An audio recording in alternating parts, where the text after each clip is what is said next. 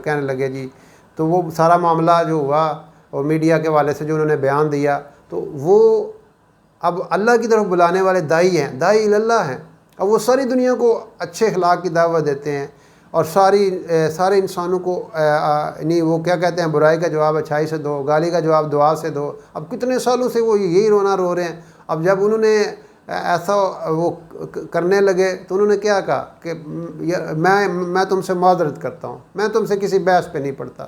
یعنی اس کا مطلب یہ نہیں کہ وہ اپنے موقف سے پیچھے ہٹ گئے، بلکہ وہ معاف کرنا جو ہے یہ اللہ کو بڑا پسند ہے۔ یعنی وہ کہتے ہیں کہ آپ نے آدھ پا تبلیغ کرنی ہے تو 1 کلو آپ کا اخلاق ہونا چاہیے۔ یعنی یہ بڑا اعلیٰ ظرف جو ہے نا ہو تو پھر یہ بندہ کام کر سکتا ہے۔ تو اس لیے یہ کوئی شکست نہیں ہوتی یہ۔ اور پھر ہمارا یہ بھی ہے ایک ذہن میں ہے، اب جب یہ واقع ہوا دونوں طرف سے سوشل میڈیا پہ کوئی کسی کو گالی گلوچ کر رہا ہے، کوئی لعن طعن کر رہا ہے، یہ غلط بات ہے۔ یہ نہ مولانا نے لوگوں کو اس طرح کی تربیت دی ہے، نہ ہمارا دین یہ کہتا ہے کہ آپ گالی کا جواب گالی سے دیں۔ ہمارے نبی علیہ الصلوۃ والسلام کی حیات طیبہ کتنا ایک روشن مینار ہیں۔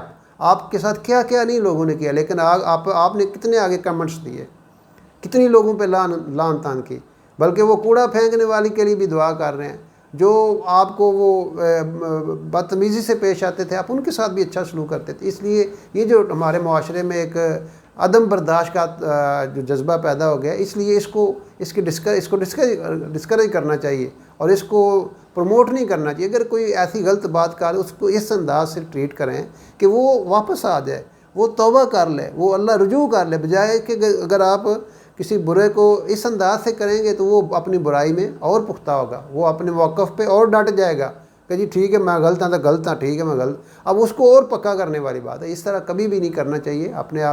اپنے اندر برداشت پیدا کریں، حوصلہ پیدا کریں، اور قطعاً یہ جماعت والوں کی بھی یہ مزاج نہیں، اور یہ جو سوشل میڈیا پہ وہ ان کے اینکروں کے خلاف لکھ رہے ہیں تو یہ تبلیغ والے ایسا مزاج نہیں رکھتے، نہ مولانا کے ماننے والے یا ان کو فالو کرنے والے یا ان کی جو ہے وہ اس بات دعوت سننے والے ایسے کمنٹس لکھ سکتے ہیں۔ یہ ایسے اور لوگ ہی ہوتے ہیں جو مختلف قسم کے ایسے فضولیات، تو اس سے ہمیں اوائڈ کرنا چاہیے۔ ہمارا ہر بول لکھا جا رہا ہے، زبان سے نکلنے والا کوئی بول نہیں نکلتا مگر لکھنے والے ان علیکم لحافظین کرامن کاتبین۔ لکھنے سے پہلے، بولنے سے پہلے ہم سوچیں کہ وہ کہتے ہیں نا کہ تھنک بیفور یو اسپیک، بولنے سے پہلے تو لو کہ میری زبان سے نکلا ہوا بول کہیں مجھے، ایک حدیث میں آتا ہے بندہ عمل کرتے کرتے جنت کے اتنا قریب پہنچ جاتا ہے کہ 1 برس کا فاصلہ رہ جاتا ہے، لیکن وہ اس کی زبان سے ایسا بول نکل جاتا ہے دوزخی بن جاتا ہے۔